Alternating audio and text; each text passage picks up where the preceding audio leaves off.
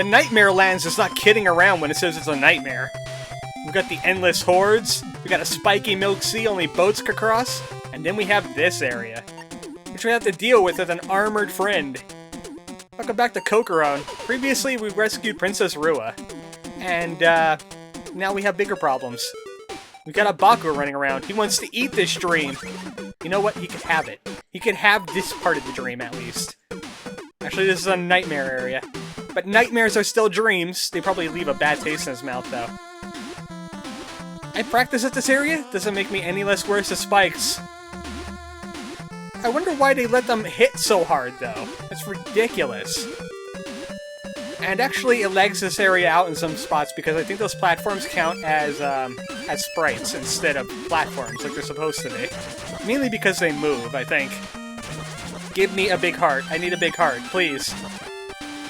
I know for a fact up there in that egg is an extra life, but I do not have enough health to go deal with it. I would like extra lives, but I would like to get through this area even more. This has been my, fifth attempt. Sometimes it's better to get hit by spikes instead of, falling to the abyss. Well, that's bad. Don't hit these UFOs when they're too high up, because then you can't make the jump. Also, these UFOs eat Melody level 5 in some spots, because they're still considered enemies as well. You can't destroy them, but they'll still take a hit. Oh, that was almost bad. That was right on top of a spike. Speaking of spike, that was a leap of faith right there. Finally, we're through that area. And we've rescued the Demon Reader.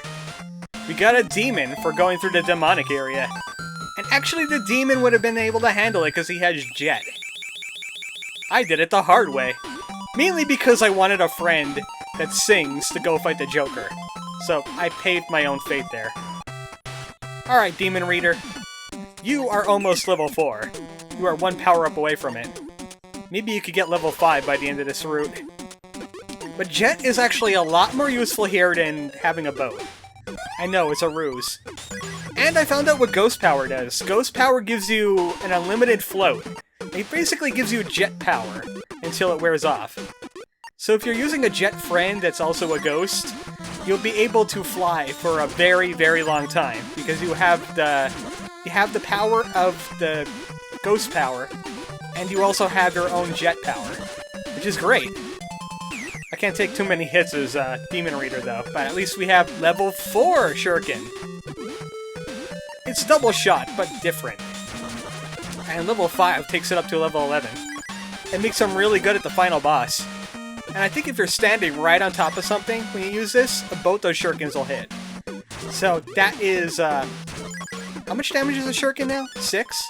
Yeah, that would be 12 damage if you could brute force your way into an enemy and then launch shurikens into them. I want that! No, you cannot touch spikes! Spikes are bad. Every game, all spikes are bad. Sadly, you're not gonna get level 5 this day. Level 5 shoots upwards. It's time for Biofrost to taste some blood. Speaking of blood, Demon Reader is gonna go and have some orphan blood and a skull flask. Actually, it's not even a skull flask. He just takes off his head, he fills up the orphan blood, and then puts it back on. That's how he drinks. That's his canon.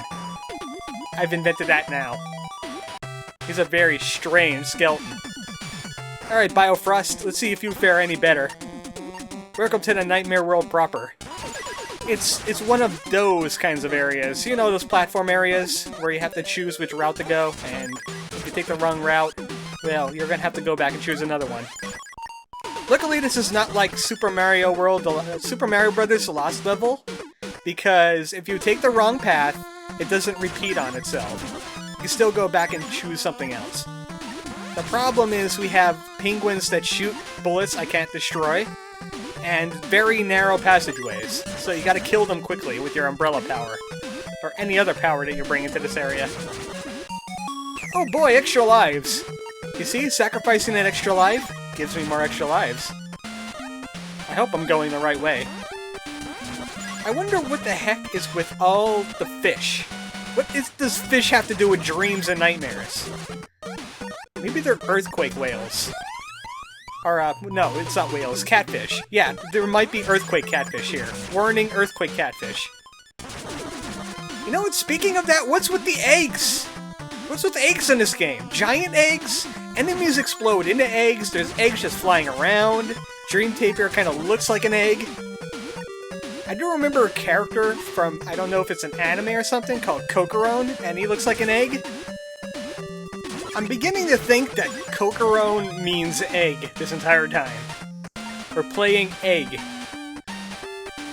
Well, we might as well get through this area as quick as possible. We have our Raxby to rescue, and then we have to save Dream Tapir because he's the Dream Wizard. He can make dreams whenever he wants. He is like a replicator to this Baku the Dream Eater guy. Let's not mess around. Luckily, this area is not too long, and penguins are really easy to deal with. I've had practice. I've had lots of practice. I've had practice in getting me a Raxby. Hey Raxby, did I remind you of your childhood? You probably did. Hey, we rescued all the friends. What do you think, Cocoron? He thinks celebratory epilepsy. Yay! Well, there's one friend left. There's only one friend that hasn't gone through a nightmare stage, and that's Raxby himself. Hey, wait a second. This ain't a stage. Hey, Dream Tapir! How are you doing, buddy? What are you saying? Dream Tapir was actually Baku the Dream Eater this entire time. I've been fooled! I'm the most fooliest fool in the world.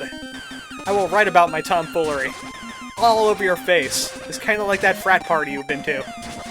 Oh, don't shoot bouncy things at me. I don't like bouncy things. I can't deal with bouncy things. Actually, bringing such a weak friend against this boss is a really bad idea. He has a retaliation egg drop right there. If you don't hit him after a while, he will shoot an egg at you. But luckily, Raxby is really, really fast and can jump really, really high. And he can shoot fast. Well, Raxby, you did it! You beat the crud out of Dream Tapir! I'm proud of you. Also, who's this loser? Well, it must be Cocoron's bigger brother, Cocoron. Because he doesn't epilepsy us, he just phases us. Cocoron's been doing it wrong. It's not enough, though. Even though he has super fairy powers, if we don't stop the Dream Tapir, everyone is going to be eaten in the dream world. We can't have that.